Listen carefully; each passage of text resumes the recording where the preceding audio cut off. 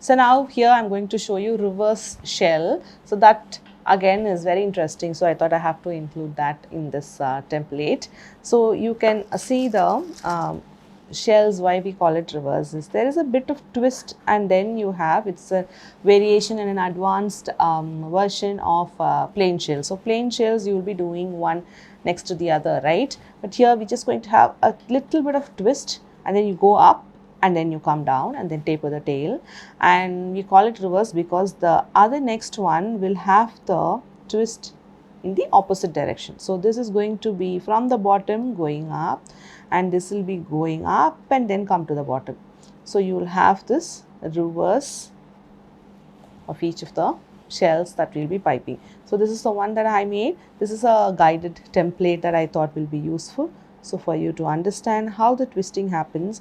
But again here, if you're going to do that, complete spiral and then coming and going, it is not going to be great. So you just need to observe how my hand is going to twist as I'm going to do the bit of curl and then the shell. Okay, so this is the star nozzle that I'm going to use, and you could use any star nozzle. A medium sized one will be better, so you have better control of what you're going to pipe.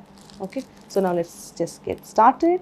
So here just observe the twist, one simple twist, that's it, and come down. It's like, say, maybe a comma that you can just keep in mind. So comma just ends there, but we're just coming in all the way here and then moving a bit up, and here start a bit on the top of that tail, twist, go over that tail, and then you could just follow the template.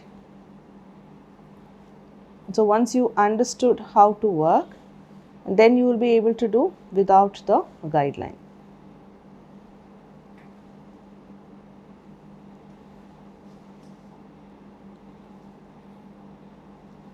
So this twist I'm talking about, if it is like a simple twist, just allowing the frosting to flow like that, that will be easier. Now if you are going to do that twisting itself like this, etc., and then make it very complicated, then your shell is not going to be great. Okay, so that you just need to keep in mind.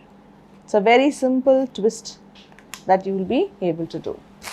Okay, so now I'm going to do on the guided template that I have. A simple twist going down, and then this twist will go over the tail, and every time tail I'm just tapering down and then scratching, so it's not bulky there for me to go over.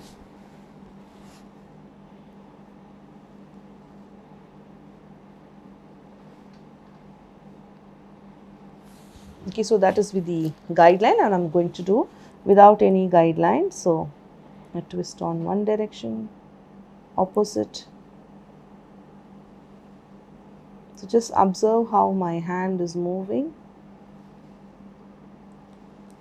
So obviously you will be squishing only when you want the frosting to flow out, and once you have the tail done, you will stop squeezing, and all that will come out of practice as you keeping doing the piping from the beginning. By this stage you will have better control of what you are piping, and when you need to squeeze and when you need to release, and all that will be in control. So here we've come to the end of reverse shell. Obviously you'll do this one, take approval. Once that is approved, then you will do all the 3 rows and take approval. With that you will come to the end of reverse shell. Catch you up in the next piping lesson.